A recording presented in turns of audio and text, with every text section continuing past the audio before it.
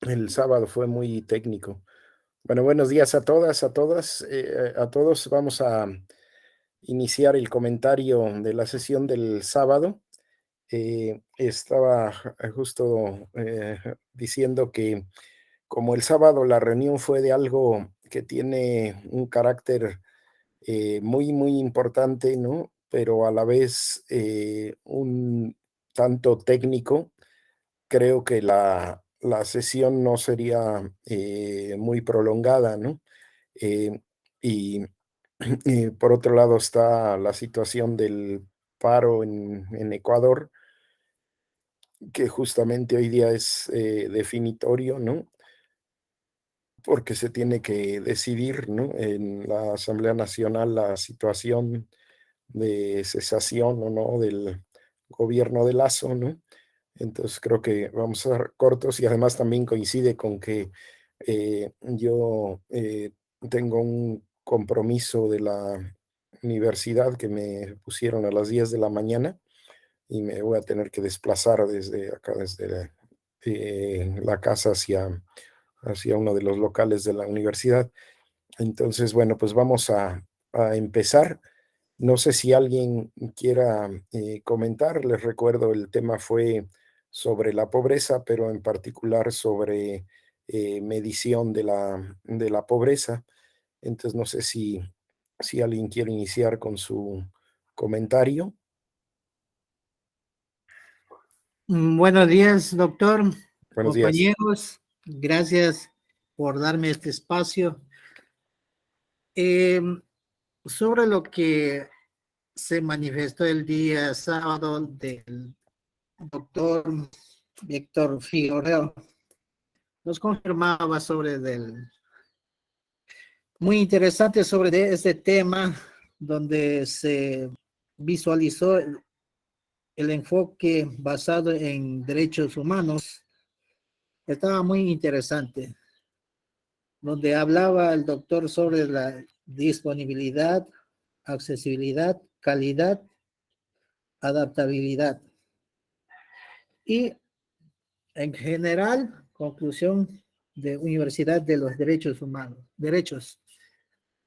Dentro de eso, yo tengo planteado sobre lo que concierne aquí en mi país, tendría que exponer sobre lo que concierne.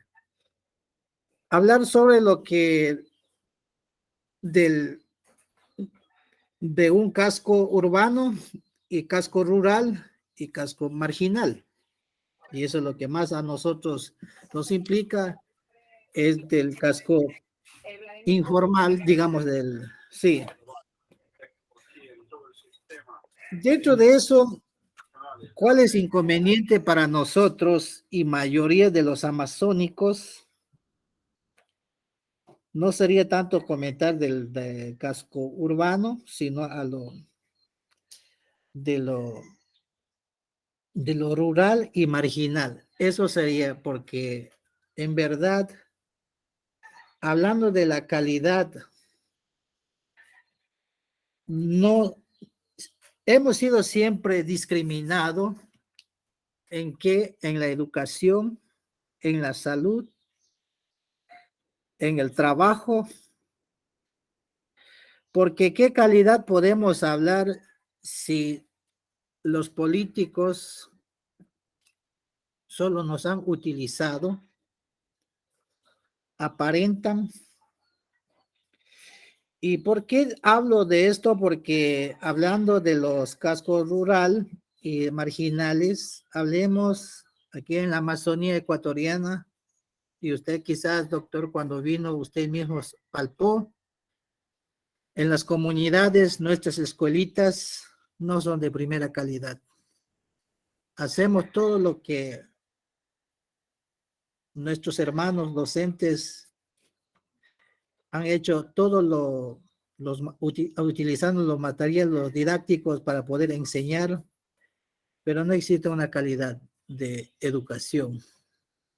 También el trato de la salud en el trabajo, hemos sido unas personas vulnerables. Pero mientras que en las grandes ciudades, siempre ellos lo tienen en todo, de primera nivel.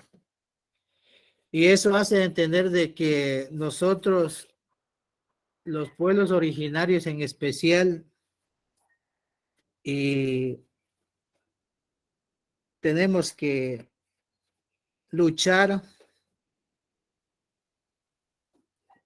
en beneficio de nuestras organizaciones y como estamos viviendo en nuestro país, el caso del problema, bueno, basando del tema, lo que pasa en nuestro país, el paro nacional. Eso es el derecho, que muchas veces hemos sido explotados, hemos sido excluidos. ¿Por qué? Porque todas las materias primas, los recursos naturales de aquí es explotados, son llevados a grandes ciudades y las vías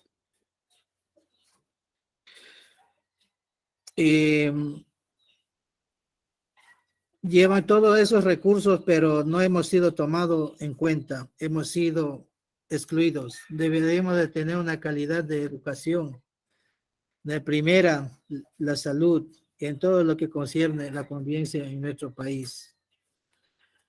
Eso sería que lo puedo exponerle, doctor, lo que más o menos algo lo supe entender. A veces no existe todo lo que se imagina, simplemente son un detalle, un concepto aparentados solo en beneficio de los grandes ciudades, de los neoliberales, personas que han llegado a apoderarse. Siempre nosotros hemos sido explotados en ese sentido, pero los amazónicos siempre estamos unidos y nunca nos vamos a dejar mancillar por estos neoliberales. Pero estamos en pie de la lucha y quizás en el transcurso de las futuras generaciones cambiemos todo Siempre hemos dicho, nuestra lucha ha sido hace unos 520 años de lucha que pueblos originarios vivimos aquí en la Amazonía. Y de calidad no le podría decirle, porque en verdad nosotros no tenemos esa posibilidad.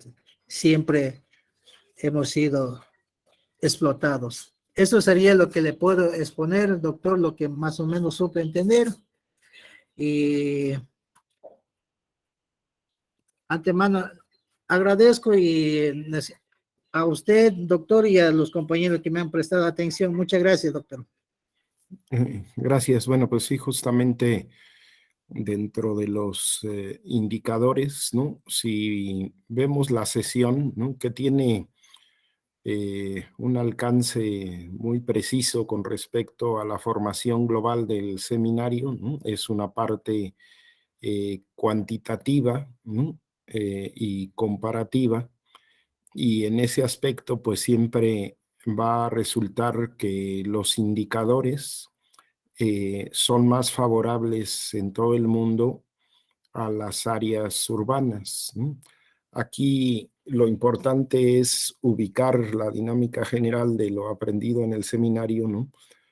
Cómo el privilegio urbano es parte del capitalismo, ¿no? Es parte de su esencia, o sea, cómo se fue trasladando el poder económico y por lo tanto el poder adquisitivo y la posibilidad de satisfacer de mejor manera las necesidades en las grandes ciudades donde residen los núcleos más importantes de la burguesía y donde se acumula también la concentración de la fuerza de trabajo, ¿no?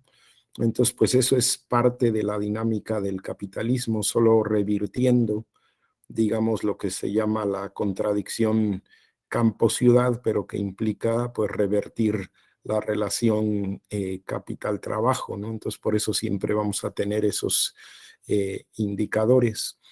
Y como vimos en más de un módulo, ¿no? Al ver que el capitalismo no solo es el despliegue de la burguesía, sino es también el despliegue del eurocentrismo en el dominio de otras regiones, ¿no?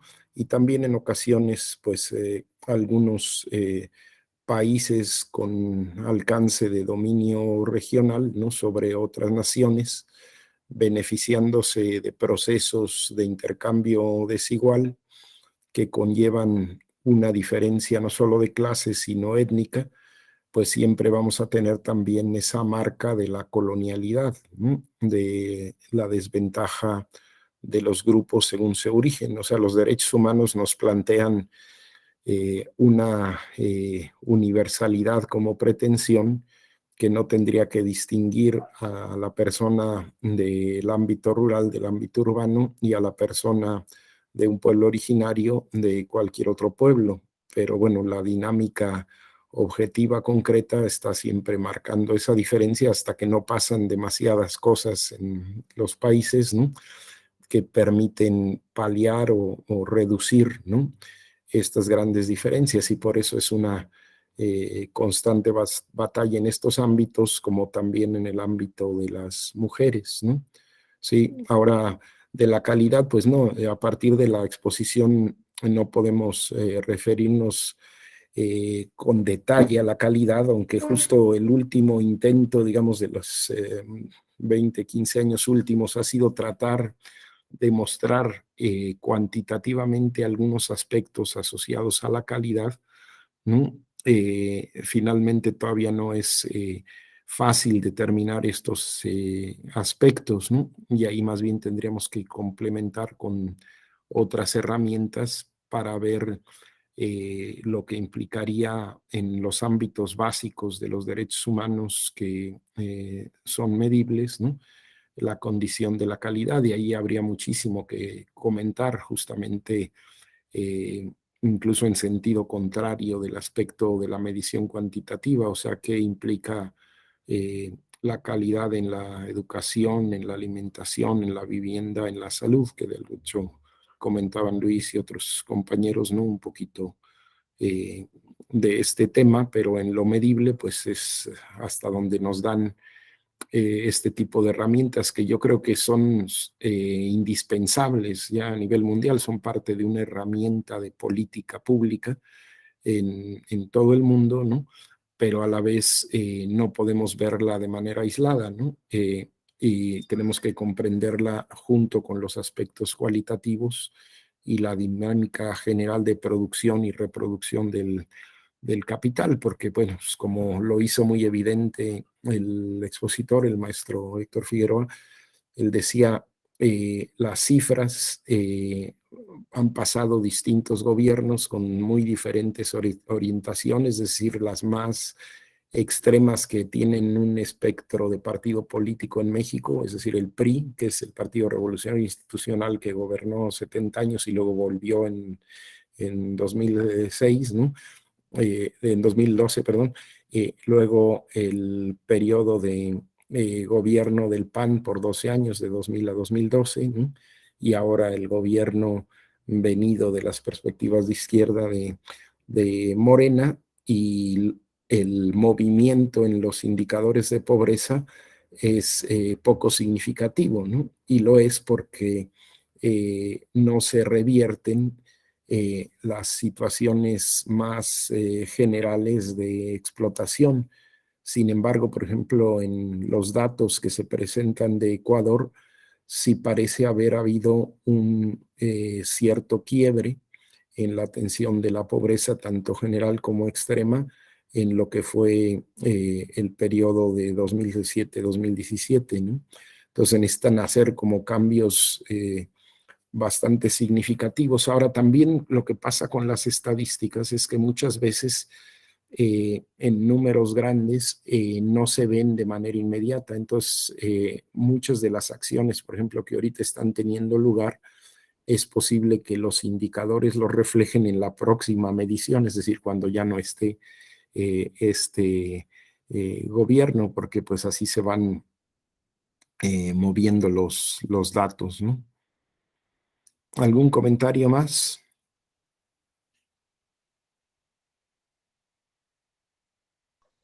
Hola, doctor Pedrito, saludos y compañeros. Saludos, Moisés.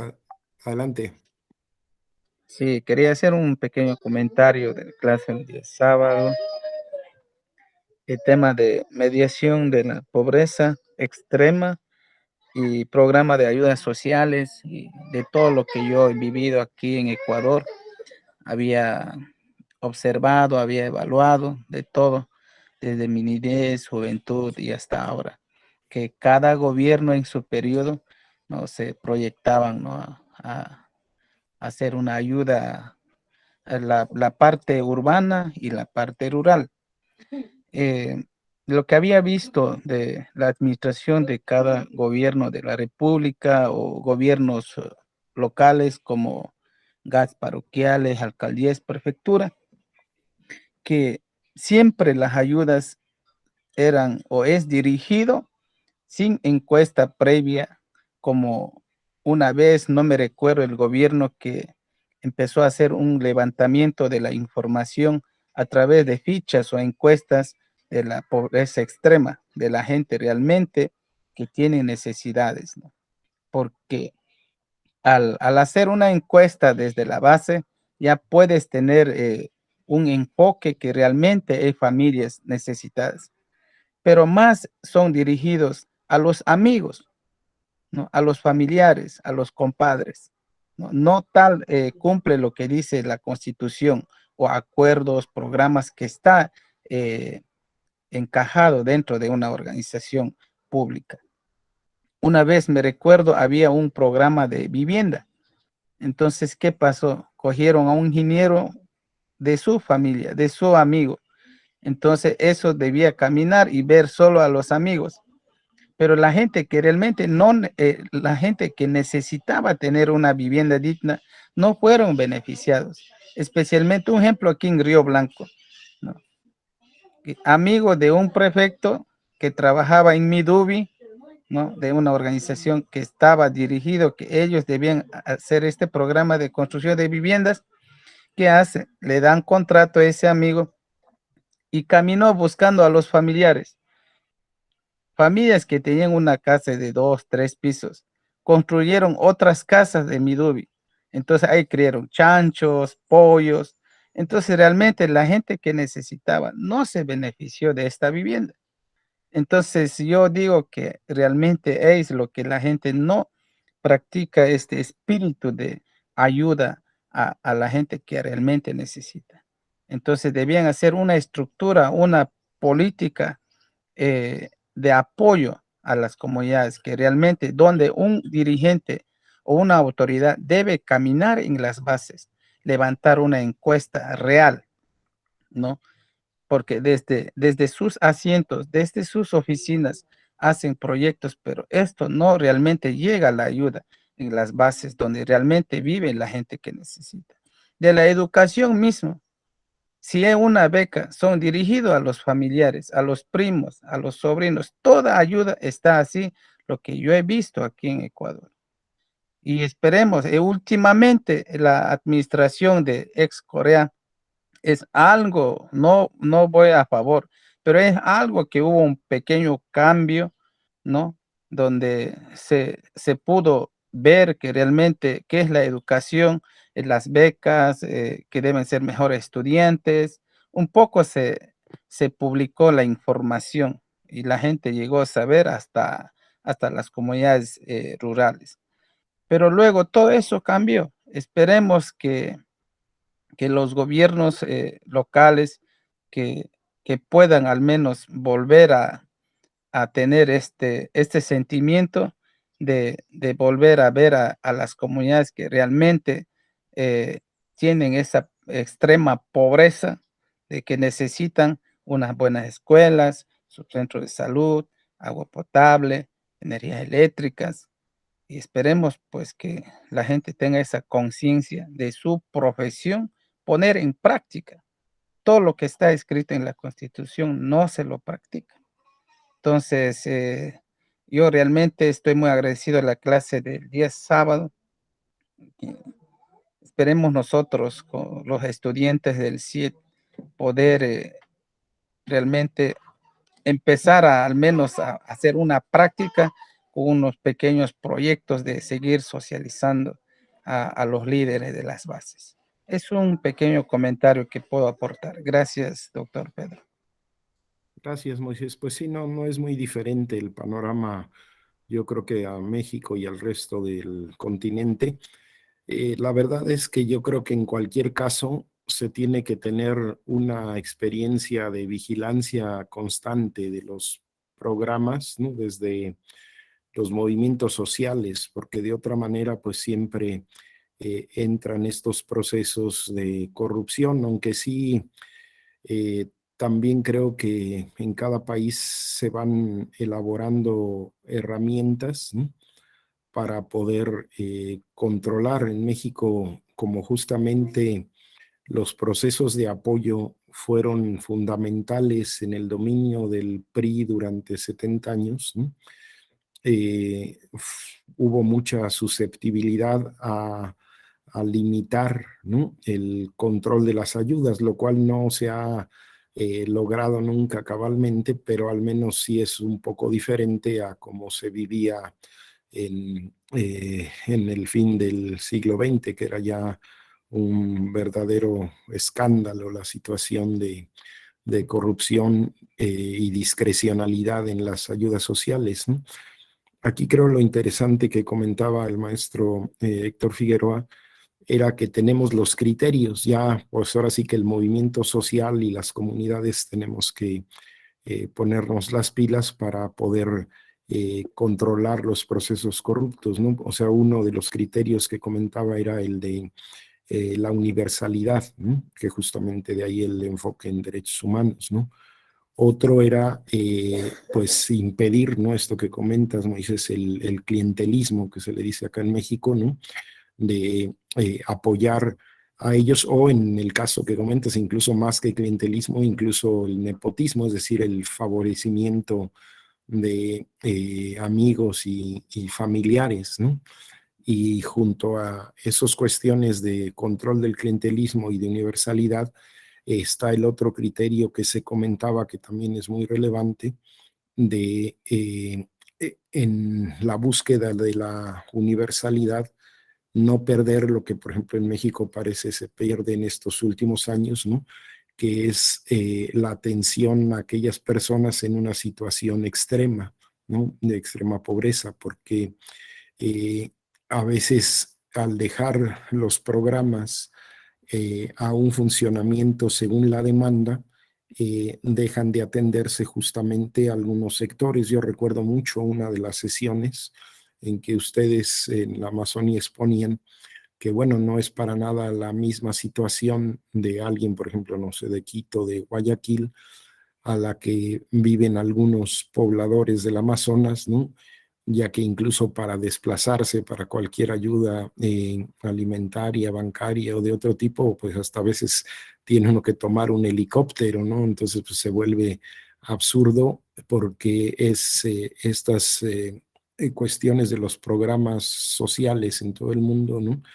De que parte de la igualdad implica considerar las diferentes condiciones, y eso va incluso para la situación, por ejemplo, de hombre-mujer, ¿no? Donde obviamente se necesitan otro tipo de atenciones, ¿no? Para la mujer, para los procesos del parto, de la lactancia, etcétera, ¿no?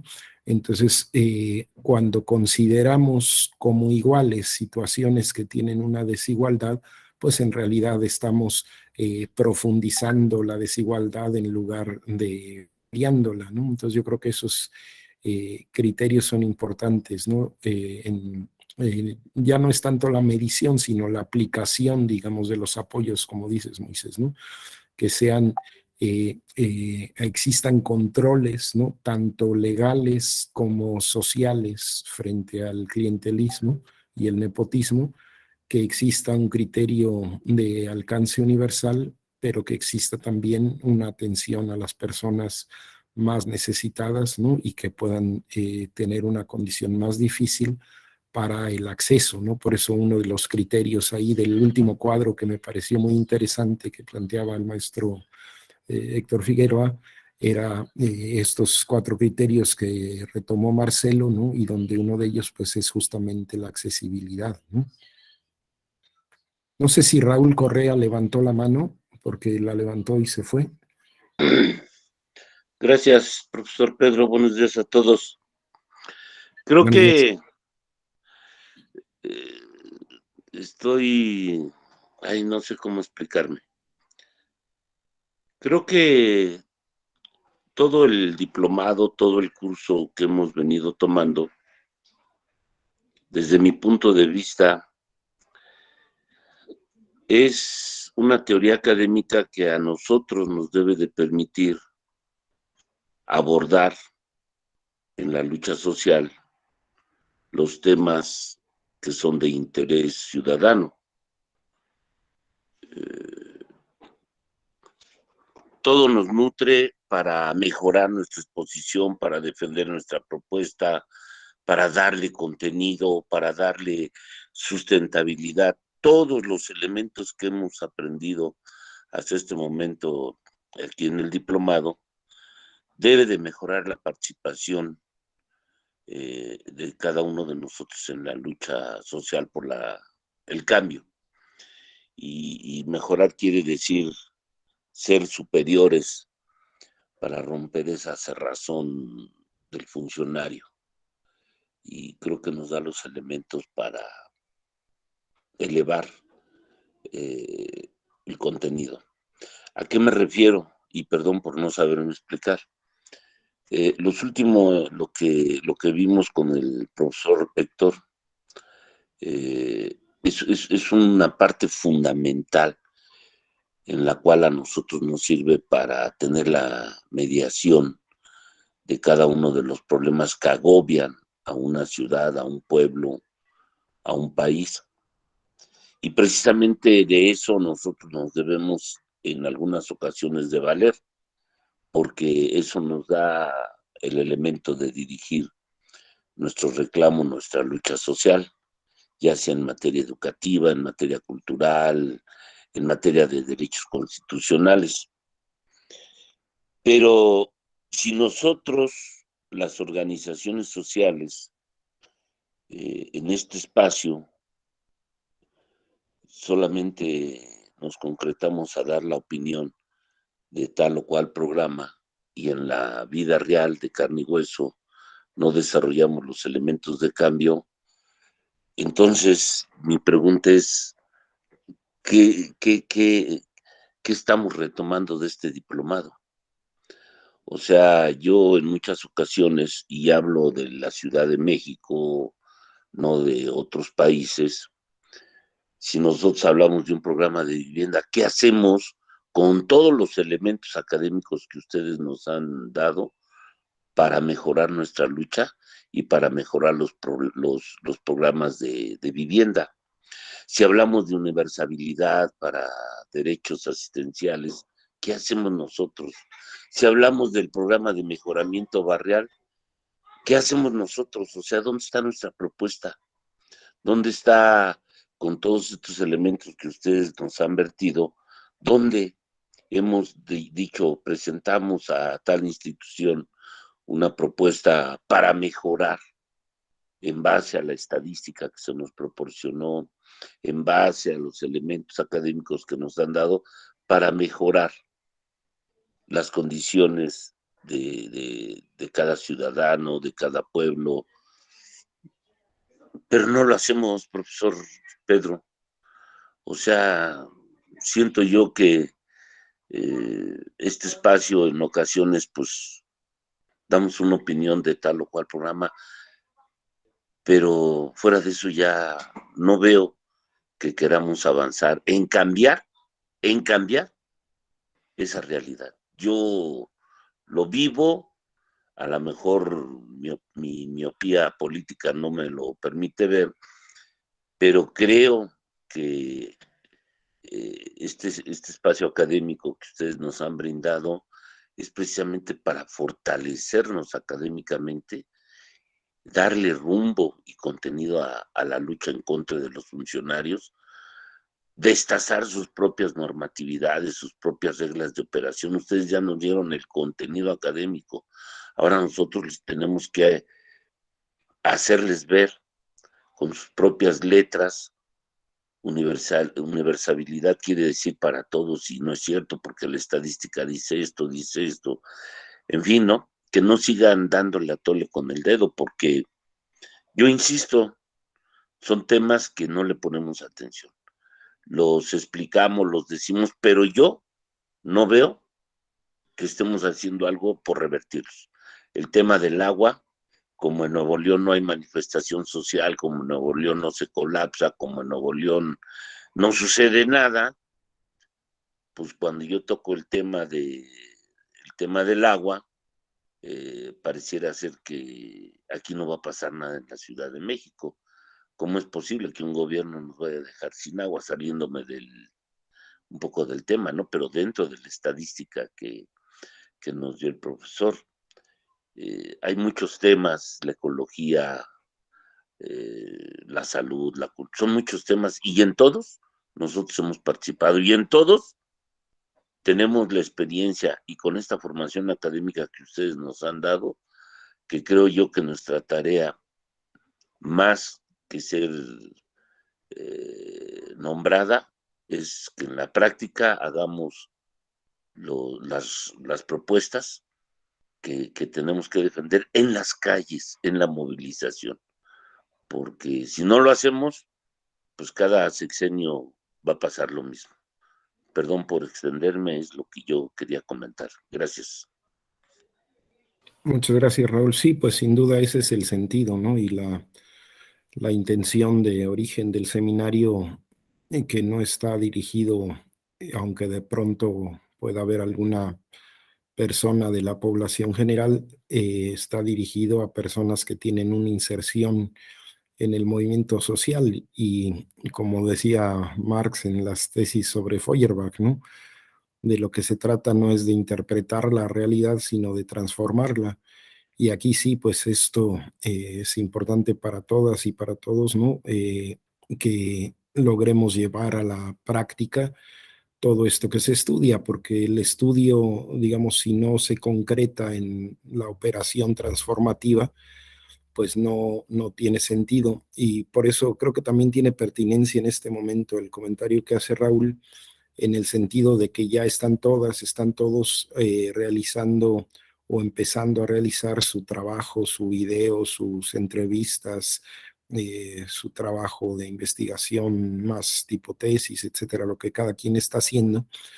Y la intención no es hacer un trabajo solamente de poner en práctica los conocimientos, sino la intención es hacer un trabajo que nos ayude a la vez que a entender un problema que nos llama la atención, cómo podemos contribuir a transformarlo, a resolver ese problema en el sentido de las trabajadoras y trabajadores, en el sentido de las mujeres, en el sentido de los grupos étnicos, de las personas mayores, ¿no? De las personas más necesitadas en nuestra región o país, ¿no? Porque, digamos, reproducir un estudio vacío del sentido transformativo, pues no tiene caso, ¿no? Y eso no solamente creo acá en el CIET, ¿no? Sino incluso la tendencia general progresiva desde los años 60 y 70 en América Latina es esa, ¿no? Por eso se desarrolló el proceso que se llama de la investigación-acción, es decir, tiene sentido conocer algo en la medida en que conociéndolo lo transformamos, ¿no? Y transformándolo lo conocemos, ¿no?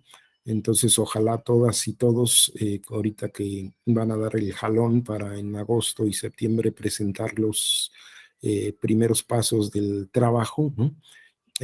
Todo mundo tome en cuenta esta opinión, este comentario de Raúl, ¿no?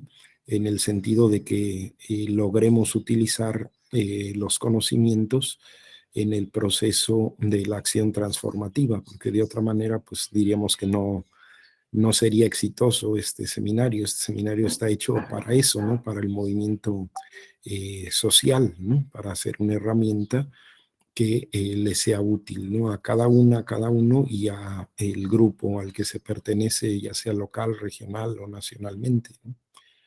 Y bueno, creo que además las situaciones pues son muy peculiares. En El Salvador creo que se está viviendo incluso un momento histórico, ¿no? Y espero que les esté sirviendo para interpretar y para intervenir en una dirección o en otra, ¿no?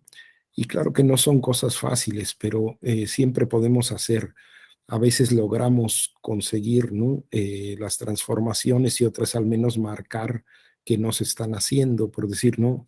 El programa de mejoramiento barrial, casi la mayoría de las personas en México, sobre todo de la Ciudad de México, conocemos la importancia histórica de ese programa, pero pues necesitamos pugnar porque se revierta la intención y orientación del gobierno de Claudia Sheinbaum en el sentido de apropiarse del programa de movimiento barrial, de otorgarlo a gente que maneja las situaciones de manera muy sutil, pero finalmente clientelar, ¿no? Donde conocemos los personajes, donde a veces incluso tienen involucramiento en procesos de constructoras o de formas de atención de las necesidades que se plantean como las que deben ser atendidas, ¿no? Donde se constriñe el rango de las acciones susceptibles de ser apoyadas, etcétera, ¿no? Y formular reglas alternativas, por ejemplo, ¿no? Y proponerlas, defenderlas, ¿no? Y que estén organizadas de una manera que permita poner en evidencia la limitación del programa instrumentado gubernamentalmente, como la necesidad de orientarlo en otro sentido. Y esas pues, son las batallas que hay que dar cotidianas, digamos, ¿no? En cada espacio para ir transformando, para ir impidiendo que los procesos más reaccionarios imperen, ¿no? Como ahorita la situación en Ecuador, pues que está en realidad en el punto crítico de tirar o no tirar al presidente de la República y tal vez en el sentido de si se toma una dirección u otra, pues la represión general, ¿no? Que represión ya la está viendo, pero que se vuelva un fenómeno crítico, ¿no? Entonces, bueno, pues estamos esperando que todo este proceso formativo esté ayudando a actuar y a comprender, ¿no? Pero bueno, aquí es ahora sí que también la responsabilidad individual, ¿no? En ese sentido, por ejemplo, nosotros en el CIET, justamente sobre estas necesidades básicas, nosotros influimos en dos claves que son educación y salud, ¿no? Y en ambos ámbitos, nosotros lo que estamos tratando de hacer es en la escala en que nos podemos mover, brindar una orientación diferente, porque, por ejemplo, el ámbito educativo, ¿no? Podemos ver indicadores que fluyen, ¿no? Y en general van a fluir en el sentido de un aumento de la educación, pero para nosotros eso no es suficiente, porque en realidad hay una crisis educativa no solo nacional, sino mundial, ¿no? Y está en cuestión, ¿no? El proceso histórico de la educación que está asociado a la burguesía, ¿no? Que está asociada al capitalismo, ¿no? Que está asociada a la construcción de la hegemonía burguesa sobre el resto de la población, más allá de que también haya sido y sea una demanda social, ¿no? Incluso de los sectores más radicales, como fue el anarquismo de Flores Magón en la Revolución Mexicana, pero hoy en día pues necesitamos una educación enteramente diferente, ¿no? Orientada en un modo que no tiene nada que ver con la Secretaría de Educación Pública mexicana o con los programas educativos nacionales, incluso europeos, ¿no? Entonces, o la salud, ¿no? Que es el mismo caso. Si entendemos la importancia de la salud y la atención y los hospitales, etcétera, ¿no?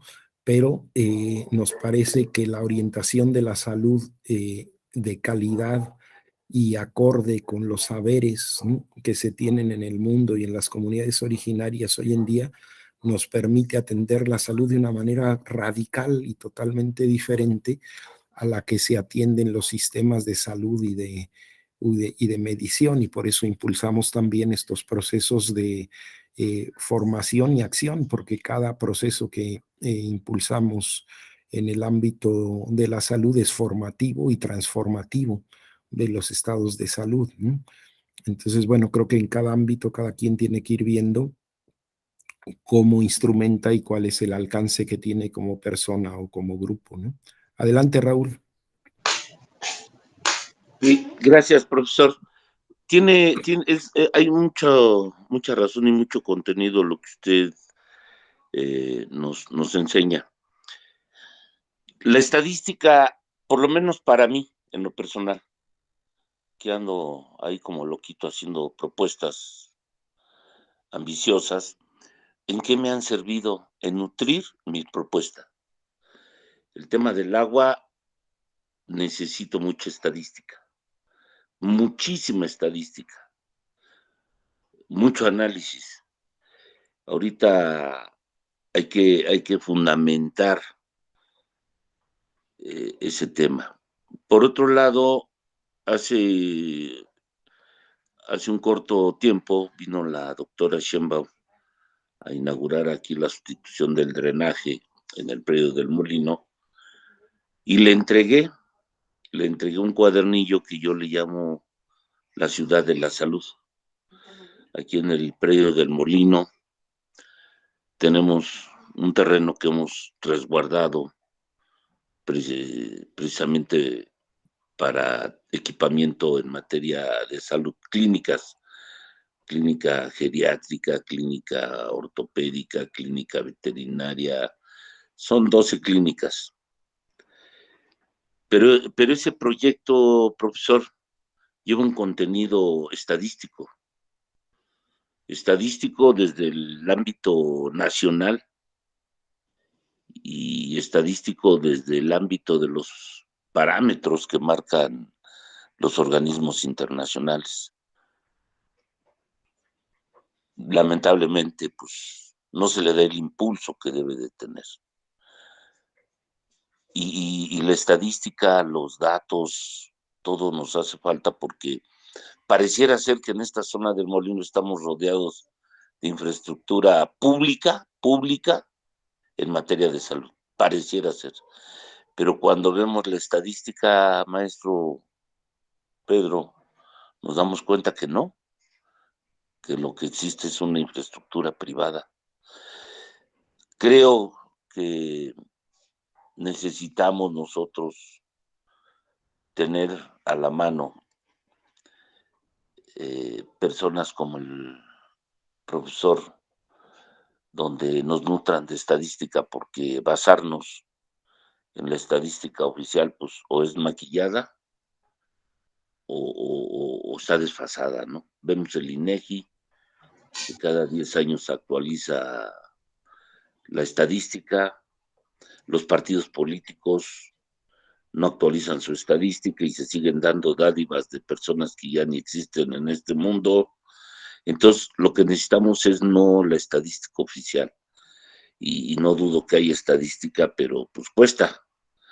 Pero necesitamos también aliados que nutran a los movimientos de toda esa estadística en materia de salud, de cultura, en materia de pobreza, la opinión sobre la aplicación de programas. O sea, nosotros necesitamos alimentarnos de todo eso para que en nuestra lucha cotidiana podamos realmente hacer esos cambios en beneficio de nuestros ciudadanos. Gracias, profesor. Gracias, definitivamente. Bueno, creo que es algo de todos sabido, ¿no? Pero lo tenemos que concretar. La información es poder, ¿no? Entonces, si queremos hacer política, necesitamos información necesariamente. Adelante, José. Doctor, buenos días. Compañeros, buenos días. Saludo cordial a todos y desearles un excelente inicio de semana. Bueno, referente a la exposición que recibimos el día sábado, la verdad magnífica, felicitarle al ponente. Yo tengo algunas situaciones que voy a mencionar, más va enfocado a la realidad que vive mi país, mi provincia y el cantón donde yo resido. Bueno, el tema de la pobreza en mi país, más que todo en la región amazónica, la pobreza va a ser difícil de que se supere, porque hay ciertos factores que inciden. Por ejemplo, en la región amazónica, ¿cómo podemos nosotros mejorar la calidad de vida? Si la política estatal de todos los gobiernos que han pasado, la riqueza que brinda la Amazonía, sale a beneficio de las ciudades grandes durante la historia del Ecuador. Por eso nosotros como región amazónica tenemos petróleo, tenemos minerales que son explotados desde hace muchos años, pero lamentable los beneficios que brindan esos recursos se van a las grandes ciudades. Esto es conocido por nuestras autoridades provinciales de cada una de las regiones amazónicas, de los cantones y las parroquias. No se ha hecho nada. Lo único que se ha conseguido ahora, hace un tiempo atrás, es la ley amazónica que claro que beneficia, pero es una mínima parte de lo que realmente los amazónicas, quienes habitamos las nacionalidades, hemos estado ahí luchando, conservando el medio ambiente, protegiendo la fauna y la flora. Nos han considerado que la Amazonía es el pulmón del mundo, todo discursos maravillosos, pero en realidad somos los sectores más marginados del país. Ya. Por otro lado, eh, hablando de servicios que el último gobierno implementó a nivel del país y los servicios que implementan los gobiernos provinciales, cantonales y parroquiales. Bueno, en sí, en algunas son beneficiosos porque hay gente que realmente por la situación de salud o edad ya no puede ejercer ningún tipo de actividad. Entonces el gobierno ha implementado un servicio social que se llama el Bono de Desarrollo Humano aquí en el Ecuador, el gobierno anterior, que sí beneficia a ese grupo. Pero como decía un compañero que mencionó su participación, yo lo considero que este servicio es clientelar, porque la verdad, eh, estos servicios van direccionados, no llegan a las personas que realmente merecen y deben ser apoyados con este tipo de servicio. Igual en las construcciones de las casas, a más de ser direccionados, los materiales con los cuales fueron construidos son de pésima calidad. Ese tipo de servicio ha ocasionado inclusive malestar en algunas personas, porque inclusive algunos casi han tenido accidentes fatales, porque después de la construcción en corto tiempo, algunas paredes se han derrumbado. Entonces, ese tipo de servicios, ¿de qué calidad podemos hablar? Más bien son servicios clientelares que al momento que llegan las campañas electorales, por ejemplo, a los compañeros ecuatorianos, los que reciben el bono de desarrollo humano, al momento que llegan las elecciones, les condicionan. ¿Qué les dicen? Vea, si usted no apoya a este candidato de tal movimiento político, le van a quitar el bono. Imagínate lo que ocasionan el sentir de la persona. ¿Qué hacen esas personas? Conscientes y seguros de que eso va a suceder, aunque no estén de acuerdo con las políticas de ese movimiento o de ese líder político, tienen que apoyar, tienen que sumarse. Entonces yo por eso considero desde mi punto de vista que es así. Otra de las cosas es de la marginación que nosotros hemos vivido y seguimos viviendo actualmente. Mira actualmente qué está pasando. La lucha social que está implementando la CONAI, la gente ha tergiversado. Inclusive los electos que están en cada una de las provincias, nuestros electos de algún movimiento o disque líderes políticos que manifestaron últimamente, que se retire un grupo de ciudadanos que pertenece a otro movimiento político. O sea, estos líderes se equivocan de que nosotros como pueblo o nacionalidad no tenemos un patrón que debe darnos decidiendo. Ese concepto debe acabarse. Por eso los compañeros que estamos acá asistiendo a este estudio, debemos ir ya pensando qué hacer, cómo hacer, con quiénes hacer, cómo actuar para cambiar esta forma de manejar a nuestros sectores. La CONAIE está formado o agrupa a todas las nacionalidades que pertenecen a ciertos centros, a ciertas organizaciones sociales. La CONAIE no es de un movimiento político, nos guste o no, pero hay que decir la verdad.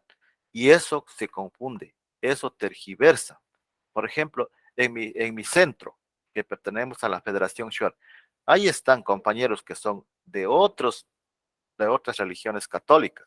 Están compañeros que son de Creo, de Alianza País, de Izquierda Democrática y otros movimientos. En ese sentido, las ideologías políticas o en cada persona tiene una inclinación política que debe ser respetada.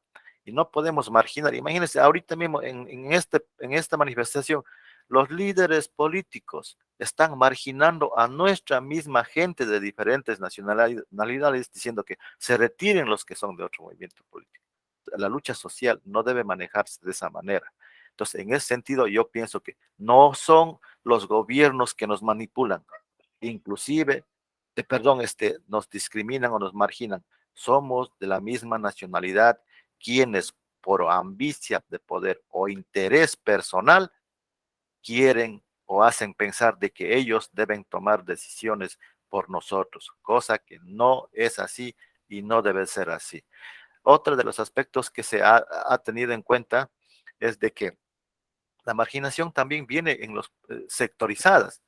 Por ejemplo, en zonas rurales siempre ha tenido más marginación que las zonas urbanas. Las personas que viven en las zonas urbanas siempre son más favorecidos en ciertos beneficios. En cambio, los que vivimos en las zonas rurales somos ya del segundo grupo cuando existe algo que ya no pudo ser beneficiado a un grupo de zona urbana. Le voy a poner un ejemplo que ahora estamos viviendo en mi pueblo. Yo hablo con realidad, nunca me gusta especular o imaginarme. Ahora, en este momento de lucha que implementó los ciudadanos ecuatorianos, encabezados por la CONEI, asoman algunos beneficios que vamos a recibir el pueblo. Llegó un grupo de listado de los beneficiarios, posiblemente de la casa que van a recibir los ciudadanos. Pero en ese grupo de listados viene una parte, como una notita, que dice: los que viven en las zonas urbanas serán los primeros beneficiados, perdón, en zonas urbanas serán los primeros beneficiados, y los que viven en terrenos comunitarios se buscará la manera de atender próximamente. Mire, la gente viendo el listado se convenció de que va a recibir su casita, porque hay gente que realmente sí necesita, pero como se maneja aquí en el Ecuador, las autoridades manejan el clientelismo, poniendo a sus familiares que tienen posibilidades económicas y dejando de lado a la gente que realmente necesita. Y eso se ha venido manejando y se viene manejando ahora. Nada ha cambiado en esa realidad que vive mi país. Entonces la gente convencida que va a recibir las casas en este momento de paro, algunos dicen, no, este es buen presidente, que sin dice qué, pero no se dan cuenta que realmente esto es una forma de engañar al pueblo. Mire, ahí está la marginación. Para ponerle un ejemplo claro, a lo mejor muchos no comparten, pero yo tengo, como dice, ese listado de beneficiarios de mi comunidad, pero lamentablemente por ese detalle que dice que los que viven en la zona urbana o terrenos comunitarios se van a esperar para el próximo grupo. O sea, ¿qué somos nosotros? ¿Acaso que esa gente no somos ecuatorianos? En la Constitución está claramente establecida cuáles son los derechos y obligaciones que tenemos todo ciudadano ecuatoriano, sin excepción de nadie. Ahí está la discriminación, ahí está la marginación que hacen las autoridades de nuestra nacionalidad, nuestras autoridades electas, que no son gente hispana, son nuestra gente Shuar, que ahorita están trabajando con el gobierno nacional. Yo no estoy en contra del gobierno ni a favor del gobierno. Una vez electos nos traicionan, nos engañan, nos mienten. Eso sucede en mi país. Otro aspecto, en los servicios que brinda el Estado ecuatoriano, salud y educación. Yo me recuerdo, yo he trabajado mucho tiempo ejerciendo mi salud, mi servicio público, por mucho tiempo en el sistema educativo. Me recuerdo cuando antes que llegue no estoy defendiendo a ningún presidente que pasó, sino que estoy haciendo una comparación, solo espero no herir la susceptibilidad de algunos compañeros. Yo estoy mencionando la realidad vivida y lo que ahora sucede. Me recuerdo cuando yo trabajaba en una institución de educación que tenía que velar por la provincia, por la educación de la provincia. Existían compañeros que atendían cuando les daba la gana. Todo eso se superó con la llegada del presidente Rafael Correa. Todo eso superó, porque muchas personas tuvieron que irse a la casa porque merecían irse a la casa. Llegaba la gente con algunos servicios que requerían. ¿Qué decía? Por la comunidad, por la comodidad de esos servidores públicos, si les atendían, les atendían. Si no, ¿qué hacían? Llegaban a la hora que les daba la gana, salían a la hora que daba. Nadie decía nada, tierra de nadie en el sistema educativo. Otro, los docentes, igual en las escuelas. Como no les supervisan en las escuelas, vienen cuando les da la gana y salen cuando les da la gana. Ahí está donde nosotros debemos analizar esta situación. ¿De qué calidad de educación podemos esperar cuando en un sistema educativo deben ser partícipes, docentes, autoridades, padres, familia?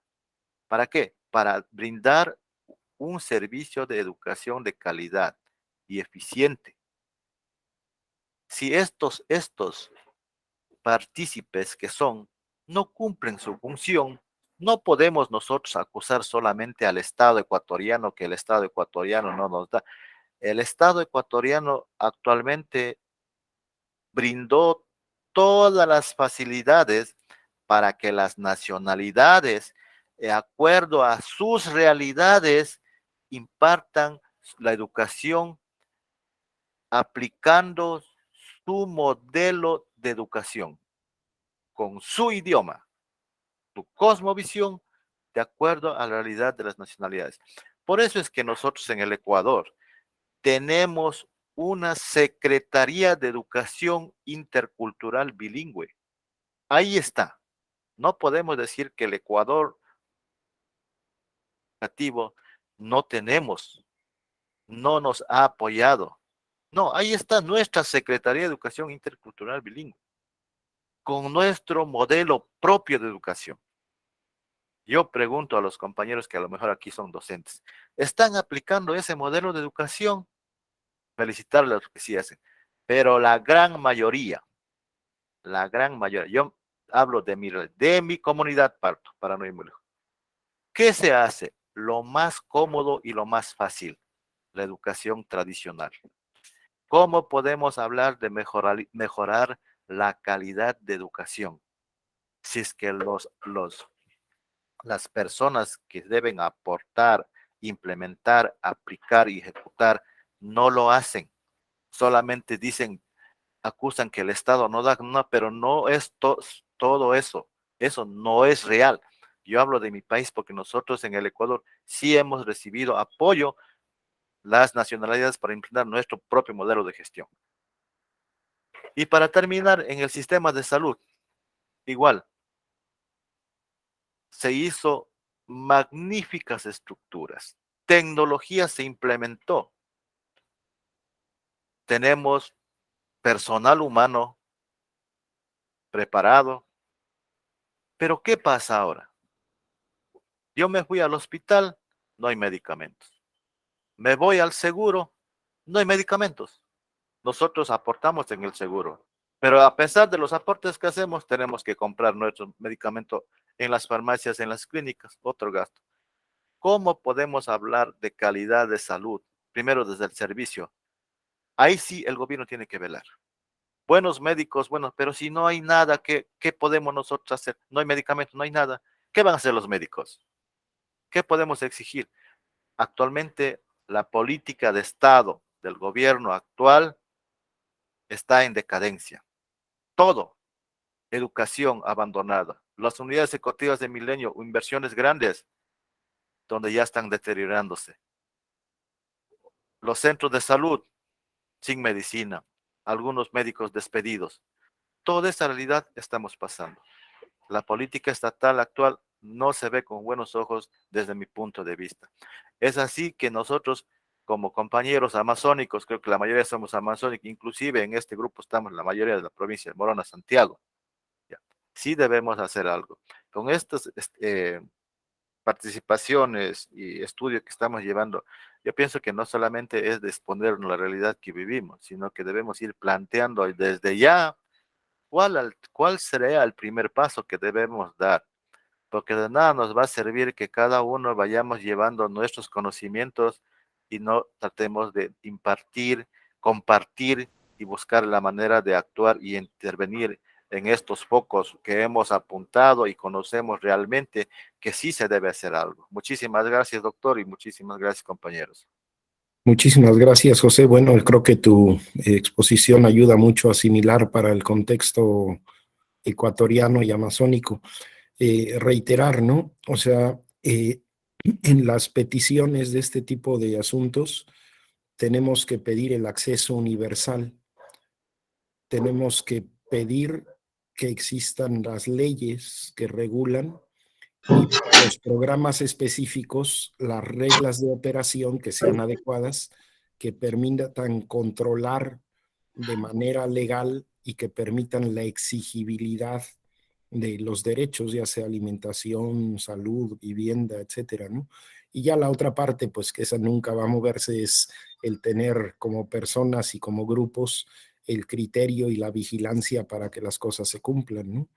Ahora, no sé si existe en Ecuador, pero comentarlo porque siempre esos procesos comparativos son útiles.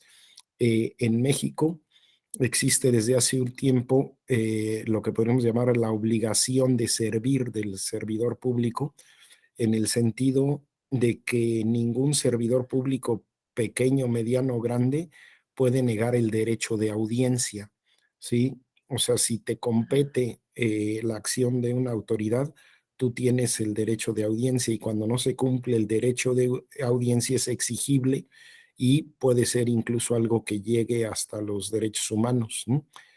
Ahora, en el acuerdo de todos los indicadores con las nacionalidades, veían que exponía el maestro Héctor Figueroa que en el último rubro, ¿no? Las últimas láminas que pasaba, es que podemos ver la parte de la adaptabilidad, ¿no?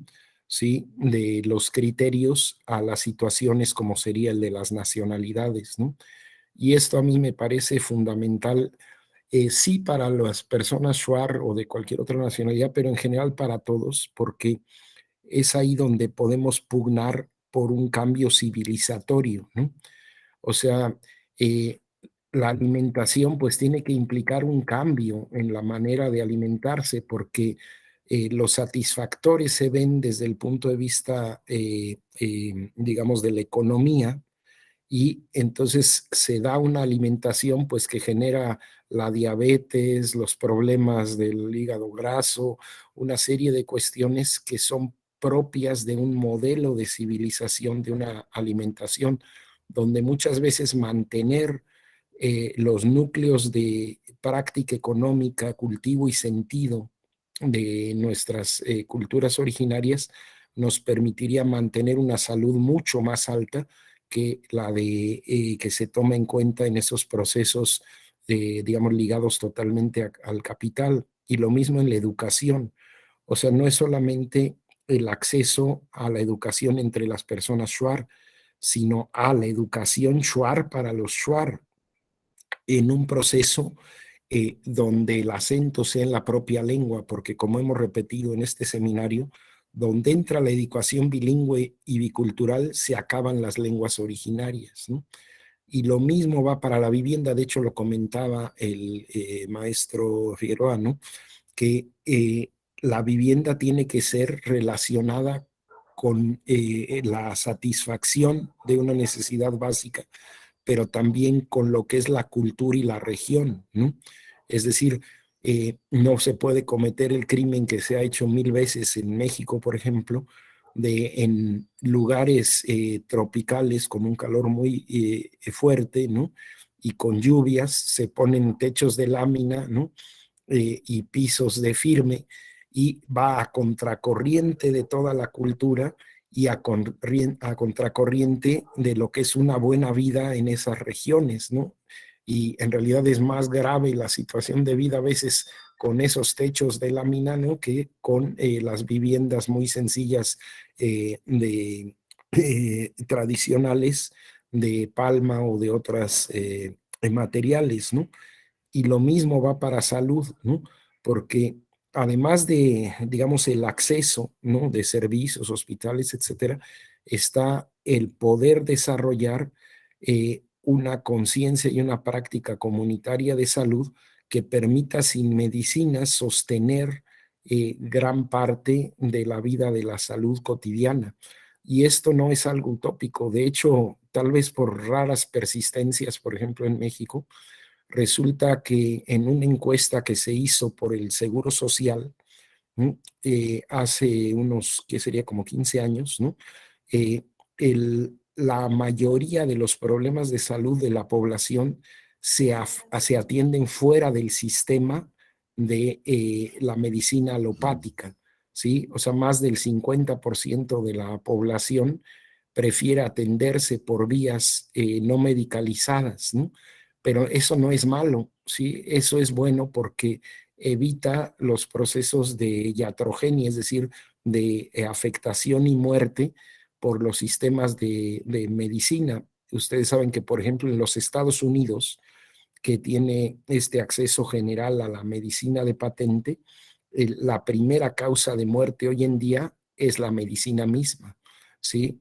Entonces es muy importante esa parte cualitativa y esa parte adaptativa de las necesidades básicas a las condiciones de la región, de la cultura y de la orientación más progresista en el sentido de una dinámica y lógica civilizatoria fuera del neoliberalismo y fuera de la destrucción de la naturaleza. Es el proceso más duro, más difícil al que nos enfrentamos, pero el que más vale la pena, ¿no? Y bueno, yo con esto los dejo a ustedes en el seminario. Tiene la palabra Luis Asiain y después Guadalupe. Yo me voy a tener que retirar a la universidad, pero sigan la discusión y cuando terminen, casi él se hace cargo del cierre. Muchas gracias a todas y a todos. Adelante, Luis. Buenos días, Sí, profesor. muchas gracias. Hasta luego. Hasta luego, maestro Pedro. Bueno, compañeros, pues voy a tocar varios temas. Todo lo que se ha comentado aquí, pues la verdad es bastante interesante, problemático por todas las circunstancias que se viven en nuestros países. Pero bueno, pues como quiera que sea, también es un enorme reto para todos los movimientos sociales, para las organizaciones sociales, poder dentro de esta complejidad tratar de modificar en medida de lo posible las cosas. Yo creo que en México, en nuestro país, la situación de pobreza y marginación no solamente se mantiene, sino que se agudiza. La mayor parte de los pueblos indígenas, de los pueblos originarios, la mayor parte de las áreas marginadas, de poblaciones mestizas incluso, en el interior del país, realmente cada vez se complica aún más. Por un lado, como se ha comentado, pues se intenta hacer que toda la población del interior del país se concentre en ciudades, en grandes ciudades o en ciudades, y permitiendo así la expulsión de mano de obra la expulsión de trabajadores, la expulsión de toda la población rural hacia las grandes ciudades. Los movimientos sociales forman una parte fundamental de todo el desarrollo de la sociedad en su conjunto a nivel mundial, puesto que son precisamente las organizaciones sociales las que pueden y son motivo de cambio en las políticas públicas de cualquier país. En nuestro país, en general y en particular en la Ciudad de México, desde mi punto de vista, tenemos un grave problema, puesto que los movimientos sociales realmente en este momento pues están prácticamente desmembrados, sin una acción política importante en esta coyuntura que se vive en la Ciudad de México. Voy a dar un ejemplo, el caso que se ha venido tocando del programa comunitario de mejoramiento barrial, que muy rápidamente significa que el recurso del gobierno, en este caso de la Ciudad de México, se aporta a las comunidades, a los barrios, a los pueblos, a las unidades habitacionales, para que la gente decida de qué manera va a utilizar ese recurso que se da, ¿verdad? Para que la gente, a través de un diagnóstico entre los comentarios, entre toda la comunidad organizada de un barrio, de una colonia, de un pueblo, puedan decidir de qué manera, cómo se va a mejorar el espacio físico, el espacio urbano de un territorio determinado. Bueno, pues resulta que este programa, que empezó muy bien en el año 2007, del 2007 al 2012, me parece, tuvo mucho éxito, realmente fue un programa que incluso tuvo premios a nivel internacional por las mejores prácticas. Este programa, como también se ha comentado, fue terminado de armar dentro de la Asamblea Legislativa, en la tercera legislatura, en el año 2005-2006, fue cuando se elaboró, cuando varios arquitectos relacionados con el tema se acercan a la Comisión de Vivienda de la Asamblea Legislativa, y ahí tuve la oportunidad de coordinar este programa.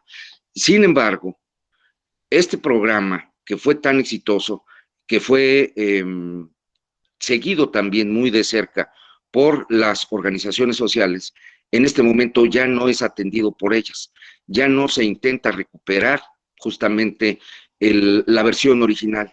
En este momento el gobierno de la ciudad ya no le aporta el recurso a la gente, ya no permite que la gente decida respecto del uso y la utilización de esos recursos en un barrio, sino que es el propio gobierno de la ciudad quien decide qué es lo que se puede hacer. Da solamente 3 oportunidades, 3 opciones, y de las 3 opciones, pues la que quieras elegir, que es prácticamente iluminación, mejora de las calles, quitar los baches, hacer guarniciones, hacer banquetas y hacer pinturas murales. Prácticamente es ese el programa en lo que ha terminado este programa comunitario de mejoramiento barrial.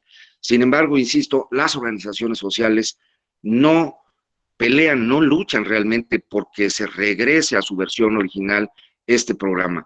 ¿Y cuál es la razón?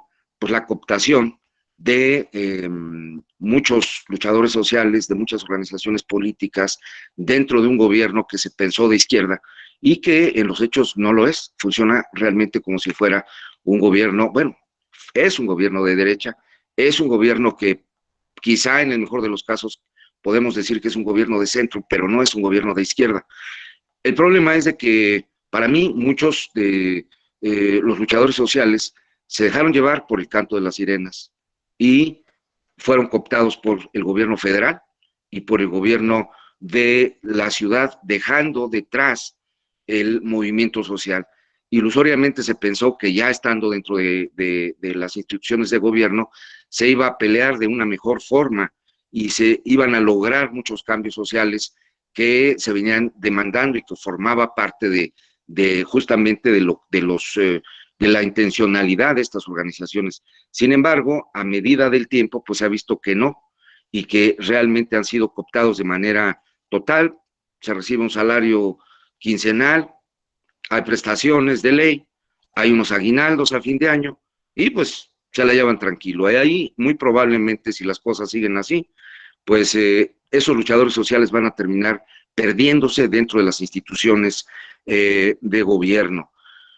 Nosotros no solamente hemos desarrollado este programa de comunitario de mejoramiento barrial aquí en Ciudad de México, tenemos en nuestro haber, en nuestro conocimiento, mucha experiencia, por ejemplo, en los pueblos originarios del interior del país, y a propuesta de otro compañero que forma parte de este seminario, el compañero Hugo López, lo que estamos planteando es llevar este programa comunitario de mejoramiento barrial a las comunidades indígenas y que sean los gobiernos estatales quienes otorguen una cantidad determinada de dinero para que sean utilizados por las propias comunidades, puedan definir entre ellos en asambleas realmente qué es lo que más necesitan, realmente qué es lo que quieren hacer con ese recurso y poder plantear proyectos alternativos, independientes a el propio desarrollo que el gobierno federal está obligado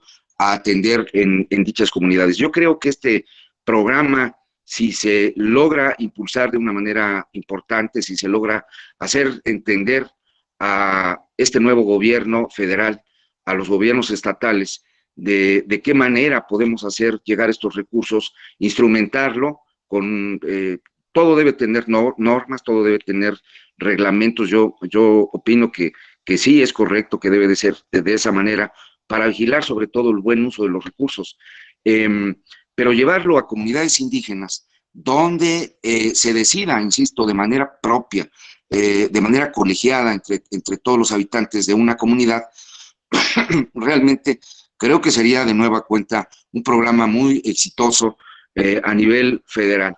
Estamos en eso, ojalá en algún momento nos puedan hacer caso las autoridades y no la federal, pues al menos algunos casos en algunos estados del país. Hemos desarrollado también, en base a toda la experiencia, otros proyectos que se llaman DIR, Desarrollo Integral por Regiones. Aquí lo que planteamos es que en comunidades de alta y muy alta marginación en el interior del país se pueda desarrollar la infraestructura básica necesaria para que comunidades pequeñas, marginadas de 10 viviendas, de 15 viviendas, de 50 viviendas cuando más, puedan desarrollar proyectos a través de cooperativas de producción. Nosotros pensamos que cualquier municipio, en el caso de México, cualquier municipio, bien sea del bosque, bien sea de la sierra, bien sea de las zonas costeras, bien sea en los desiertos, todo municipio tiene algo que ofrecer, tiene alguna mercancía que producir. Y el tema aquí, pues, es de que los instrumentos que ya tiene el gobierno federal, no necesitamos crear nuevos instrumentos, sino simplemente coordinar los instrumentos jurídicos, los instrumentos de apoyo social que tienen. Simplemente lo que hay que hacer es aplicarlos de manera conjunta. Varios programas de diferentes secretarías de gobierno, hay que articularlos para hacer realidad estos proyectos. Implica que estas comunidades cercanas puedan generar una región de desarrollo. Cada poblado puede tener una o varias cooperativas de producción, pero todas estas cooperativas de producción tienen que estar interrelacionadas y coordinadas para ver qué artículos son los que se producen. Se tiene que promover que estas comunidades, que muy probablemente en el país, la mayoría de los poblados, se accede ya por carreteras, si no carreteras asfaltadas, sí de terracería, poder terminar estas red vial para el hacerse llegar los insumos para producir una mercancía. Una vez que se produce la mercancía, poder sacarla de esas regiones a través de la mejora de la red de comunicación, de la red vial, y acercarla a las redes de comunicación de carácter comercial, es decir, carreteras troncales que unan a estas pequeñas regiones a la región mayor del estado, cualquier estado del país, e incluso puedan trasladarse estos productos a través de esas vialidades troncales, a través del territorio nacional, incluso fuera de nuestro territorio. Este programa, igual que el barrial en su momento, ha sido entendido y aceptado por las autoridades. Se dio la oportunidad que el barrial pudo haber sido comprendido, entendido y puesto en marcha como proyectos pilotos, como proyecto piloto por parte del jefe de gobierno que en ese entonces era candidato y posteriormente ganó la Ciudad de México.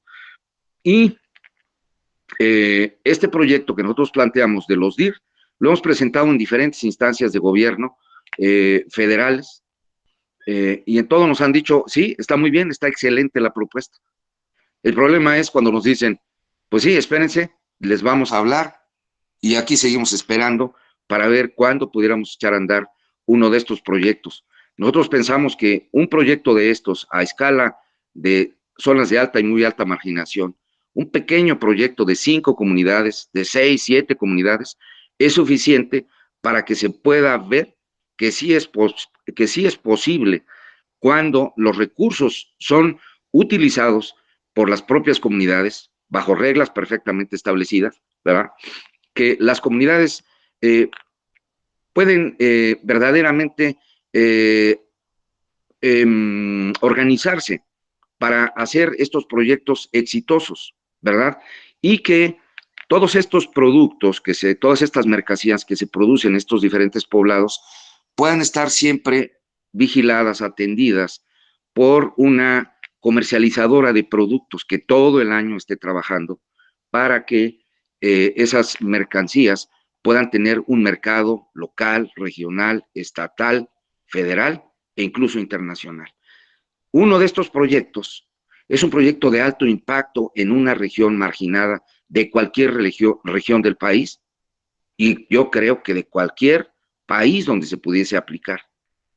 Un solo proyecto puede atender y resolver el problema económico y mejorar la calidad de vida de estas poblaciones pequeñitas.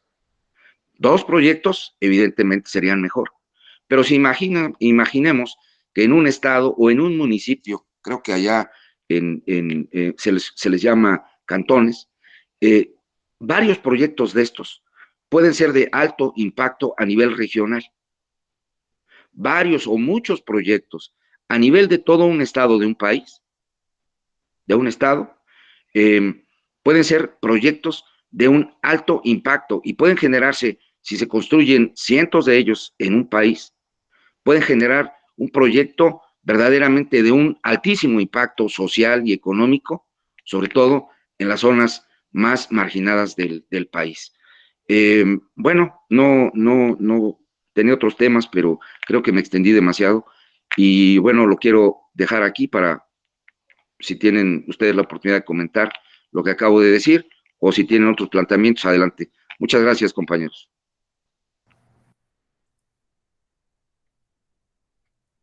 Gracias, buenos días a todos. Soy Guadalupe Durán. Me cedió la palabra antes de retirarse el maestro Pedro.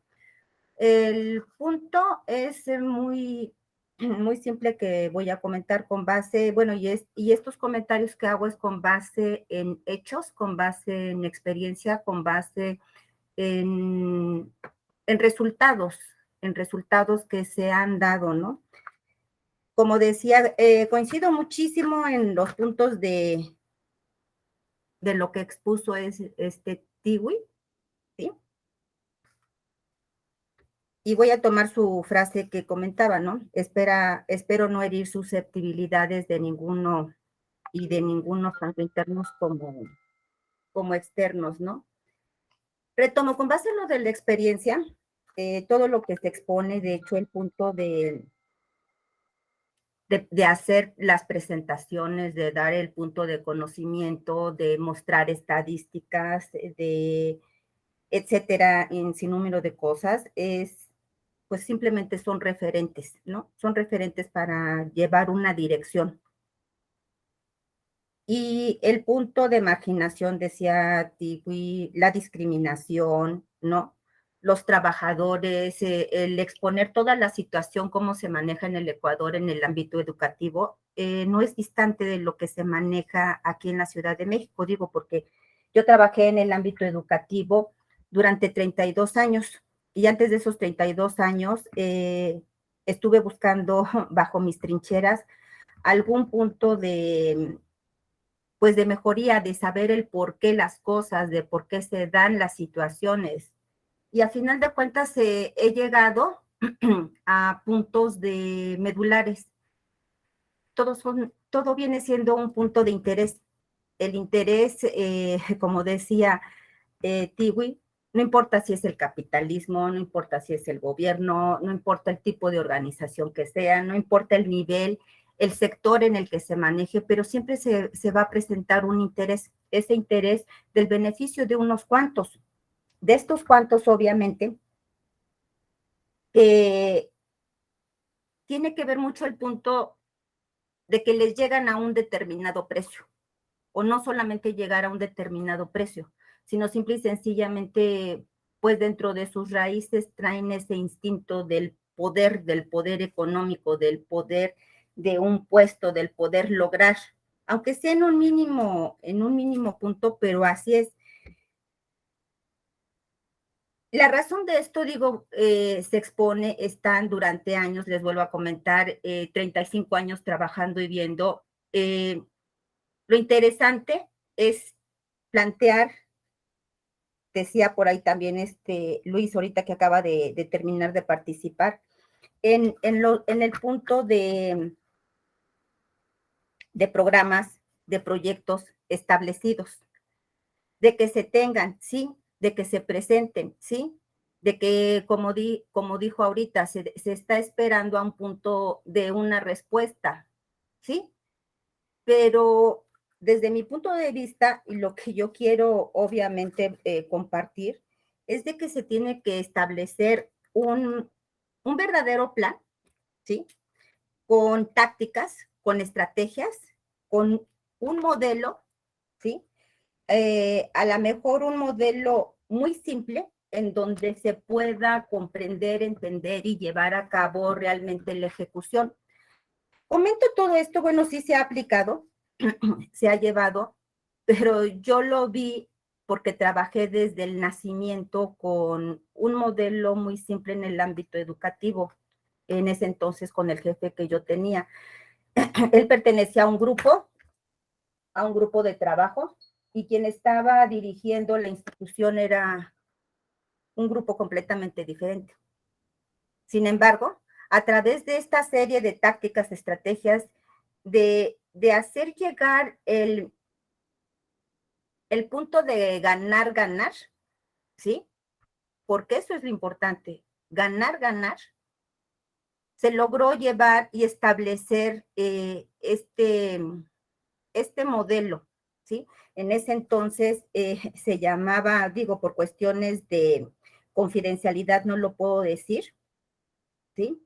Porque se firman ciertos puntos, pero a final de cuentas, como bien lo dijo en ese entonces ese jefe que yo tuve, ¿no? Obviamente se llegan, se desarrollan, se ponen en marcha, y una vez que ya ese modelo da la etiqueta a ciertos puntos, ¿qué es lo que sucede? Ah, pues entonces ya no me sirves, entonces a un lado vienen otras personas, y simple y sencillamente lo que se tendría que hacer, digo desde mi perspectiva, porque a él lo despidieron, yo me quedé, es un punto de dar seguimiento, de hacer y generar un tipo de educación hacia personas de otras generaciones que vienen hacia abajo, para que en determinado momento le den ese seguimiento, porque es lo importante. Un proyecto, cuando ya se echa a andar, cuando ya está funcionando, por la experiencia que se tiene, solamente dura 10 años. Después de 10 años, afuera. Entonces, bueno, ese a final de cuentas es la participación, y bueno, lo que decía el maestro Pedro, también con base en la experiencia, en los 90 era muy usado esa frase, la información es poder. En la actualidad, hace unos 5 años, ¿sí? Empecé a trabajar, soy administradora de profesión, de maestría, y empecé a identificar con una serie de académicos del Politécnico, del Instituto Politécnico Nacional, que sí, o sea, la información es poder, pero ahorita en la actualidad es hay que saber cómo se maneja esa información. Bueno, esa sería mi participación. Solamente el compartir las experiencias y pues bueno, sería todo. Gracias. No sé qué es lo que tú comentes o des la dirección, Casiel. Gracias a todos por escuchar. Pues nada, ¿alguien más que quiera brindar algún comentario o alguna cosa para, pues para finalizar o algún otro comentario de algún compañero respecto al tema o respecto a lo que comenta la compañera Guadalupe?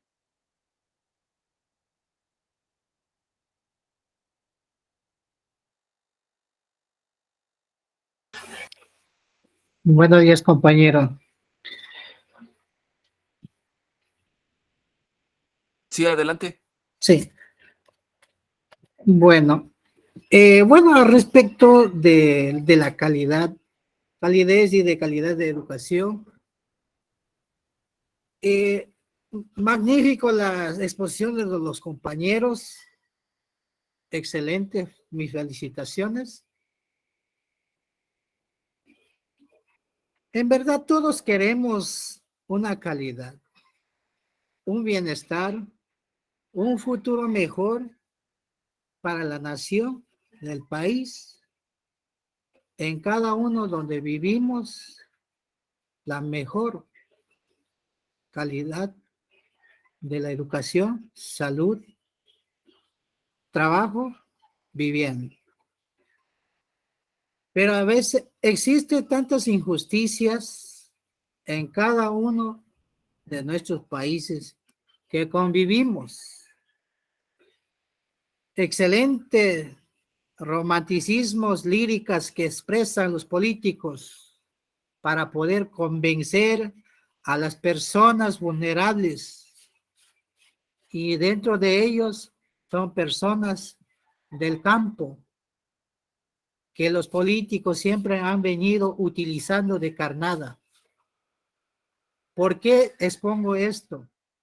Porque ellos desconocen y por desconocimientos son tan vulnerables para convencer. Esas personas confían en donde ellos supuestamente, entre comillas, tienen líderes que le representan, pero esos líderes son los que nos han defraudado. Hablemos, compañero puso una exposición en el tiempo de, algunos no les gusten, pero aquí hay que ser imparcial. No estoy a favor de nadie, pero hay que ver los hechos reales, quienes en verdad hicieron el trabajo en beneficio para la sociedad. Y contextuando sobre este tema, ¿qué esperanza podemos tener si el mismo gobierno quita presupuesto de la educación, presupuesto de la salud? ¿En dónde podemos acudir si todo ese presupuesto el Estado quita? ¿Y de dónde podemos financiarnos? Si la educación es lo primero que debe ser presupuestados. Elementos profesionales tenemos en nuestro país y en cada uno de diferentes países del mundo. Pero si el Estado no tiene sus presupuestos, tanto en la educación, tanto en la salud, es un caos. En la educación en el Ecuador, el gobierno quitó un presupuesto. No hay materiales didácticos. Los que trabajan como docentes conocen qué problemas, qué dificultades tienen. Ellos viven día y día. No hay recursos naturales. O sea, todo. Tienen sus proyectos pero no hay recursos. Todo lo que funciona es parte económica. Si no hay recursos, no podemos hacer. Por más que tengamos un buen proyecto, si somos excluidos, no hay materiales didácticos. Eso pasa en nuestro país y el resto del país, en diferentes partes también. Eso hace ver de que una dificultad tan dramática que existe en la salud también no existe medicamentos, totalmente abandonado, totalmente una discriminación por el Estado. El Estado es el responsable de sus bienes activos, problemas sociales, económicos, lo que suscita en el país, donde debe sanear, no tratar de privatizar, no dar unos grupos privilegiados que solamente hacer una publicidad, aparentar de que todo está en un margen bueno. Y los pueblos vulnerables no tenemos una calidad de educación. Todo conversaba nosotros, un compañero, que nosotros tenemos recursos naturales, todo, lo que es petróleo, lo que es el oro y las conservaciones de selvas amazónicas aquí en la Amazonía, y una riqueza donde debían de ser extendidos, brindados de primer nivel, donde podíamos tener de primer nivel de educación académica, universidades. Buenos elementos existen, pero no tenemos instrumentos, no tenemos materiales, presupuestos, un salario básico de $425. Y entonces todo eso es lo que trae el problema en lo social, en la parte, la educación, en lo político, en lo social, en lo cultural. Y eso es lo que puedo exponer, compañeros, y reitero una vez más, esperemos cómo se manifiesta el compañero, es en la cual nosotros tenemos que organizar, formar un equipo de trabajo, todos estos elementos que estamos formándonos, unirnos. Pero también me estaba olvidando, y es lamentable tener un presidente neoliberalista y que reprima mucho, que reprima a nuestra gente humilde, pero la prensa no informa, no dice la verdad, y vivimos en un caos en nuestro país, pero tenemos que ser unidos, seguir al pie de la lucha, salir de esa crisis política, y unidos, solo unidos, venceremos y salir de esa crisis económica y política. Gracias, compañeros, por la exposición que yo les vi. Si me equivoqué en un error, bueno, todos tenemos un error, pero así se aprende. Gracias por la amable atención, compañeros. Con esto me despido con ustedes y muchas gracias. Muchas gracias. ¿Alguien más que quiera dar algún comentario, pues, final? Ya nos estamos acercando a la hora. No sé, ¿alguien más?